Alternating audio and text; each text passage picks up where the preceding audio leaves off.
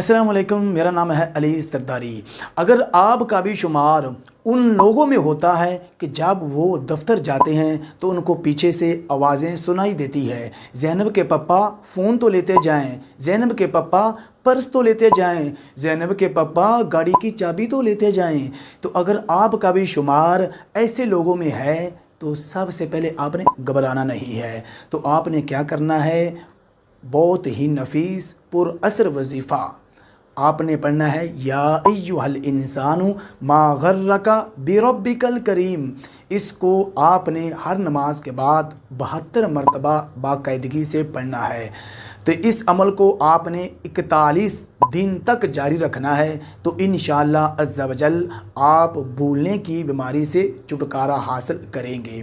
तो बहुत ज़्यादा ऐसे स्टूडेंट्स हैं जो मिलते हैं, कहते हैं कि हमें कोई ऐसा वजीफ़ा बता दें, ऐसा अमल बता दें, हमें सबक याद नहीं होता, अगर याद कर लेते हैं तो भूल जाते हैं। कमेंट में आमीन लिखना मत भूलिए।